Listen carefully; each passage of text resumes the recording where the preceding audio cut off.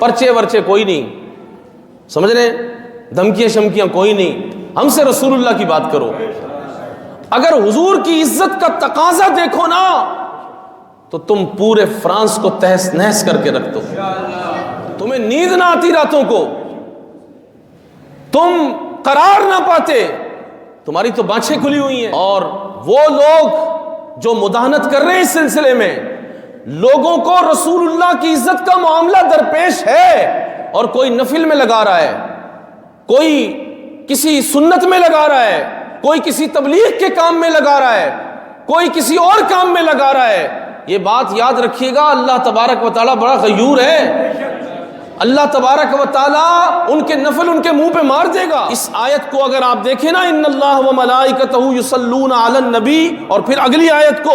ان الذین یؤذون اللہ ورسولہ لعنہم اللہ فی الدنیا والآخرہ، اس کی تفسیر اگر آپ کو سمجھنی ہے تو شیخ مجدد الفسانی سے سمجھے۔ شیخ مجدد الفسانی رحمت اللہ تعالی نے فرمایا کہ اگر کوئی کسی گستاخ کو دیکھے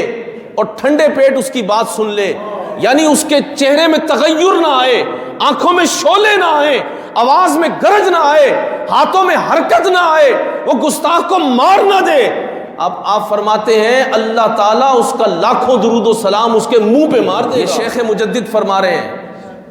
وہ مجدد نہیں جو ریڈی میڈ ہیں، جو مریدوں نے مجدد بنا دی ہے، نہیں، یہ شیخ مجدد الفسانی فرما رہے ہیں، اور امام احمد رضا فاضل بریلوی فرما رہے ہیں۔ یہ امت کے سارے سرخیل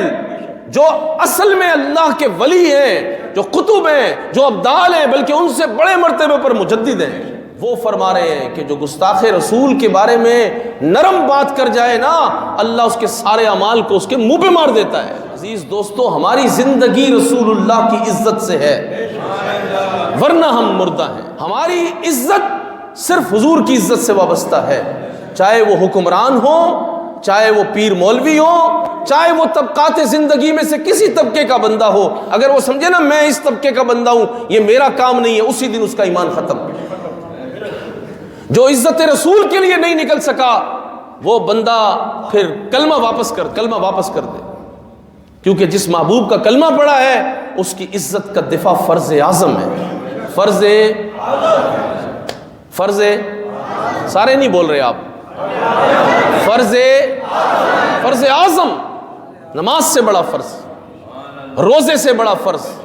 حج سے بڑا فرض، زکوٰۃ سے بڑا فرض، تبلیغ سے بڑا فرض، تلاوت سے بڑا فرض، تہجد سے بڑا فرض۔ بات سمجھ رہے ہیں؟ جنہوں نے اپنے اوپر تہجد لازم کی ہے، وہ رات جب گستاخ رسول گستاخی کرے، اس رات تہجد سے زیادہ افضل اس کا جواب دینا ہے۔